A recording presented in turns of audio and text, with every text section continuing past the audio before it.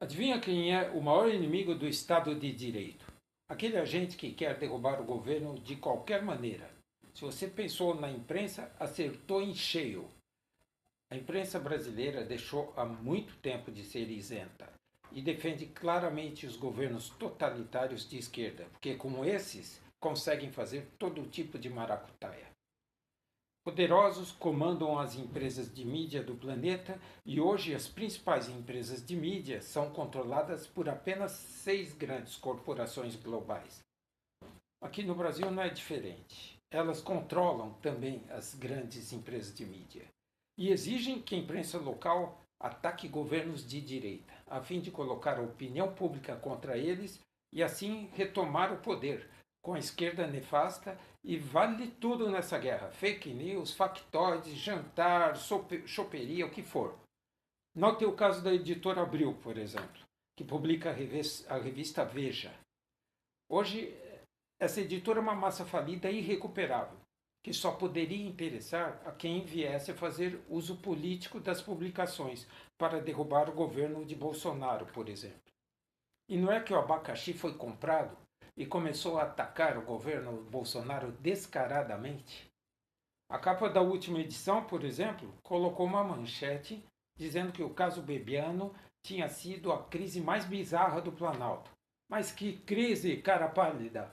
O que houve foi uma tentativa típica da imprensa de fabricar uma crise, por causa da saída de um ministro que não estava alinhado com o governo.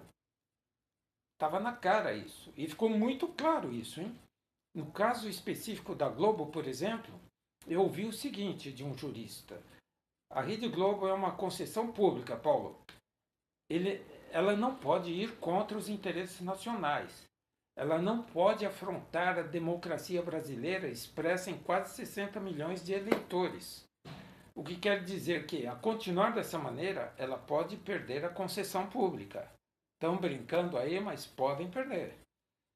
Um outro fator que pode explicar o comportamento perverso da Globo e demais veículos da mídia se chama SECOM, que é a Secretaria Especial de Comunicação Social, que repassou durante os governos petistas e também do PSDB 5 bilhões de reais para agentes da imprensa, o que acabou pervertendo totalmente o sistema, né?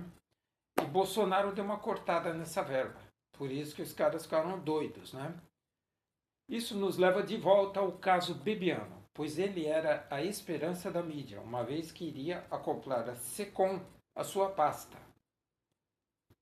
Por isso ficaram literalmente irados com a queda do ministro, o que acabou com a tábua de salvação da mídia. Era aquela tábua que ela estava esperando, porque já estava tudo conversado.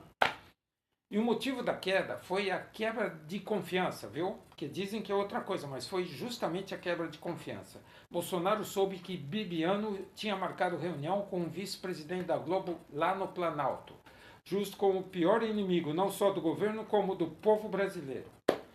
No Jornal Nacional, do dia 19/2, terça-feira passada, tentaram intimidar Bolsonaro colocando no ar o áudio onde o presidente fala para Bebiano que a Globo é sua inimiga. Mas acabaram se dando mal, porque a população reagiu e na hora fez subir a hashtag Eu Sou Inimigo da Globo, que ficou 12 horas no top trendings do Twitter. Olha que coisa, tecnologia, redes sociais agindo a nosso favor, do povo brasileiro, né? Pois é, e o jornalismo se vale de figuras clássicas, especialistas em atacar governos de direita através do marxismo cultural. Um caso típico pode ser visto no programa 3 em 1 da Jovem Pan, onde temos a especialista Vera Magalhães, que cria conflitos diariamente, ao mínimo fato novo que aconteça no Planalto. Nem precisa ser o mínimo deslize. No mesmo programa temos o intelectual Carlos Andreasa, que atua da mesma forma e sempre aparece ostentando atrás de si uma estante de livros, para mostrar que ele tem lastro, nas suas próprias palavras. E ele faz previsões absurdas que acabam não se concretizando nunca. Isso sem contar a aberração que se tornou o jornaleco A Foice de São Paulo, também conhecido como o Pasquim Imundo da Barão de Limeira.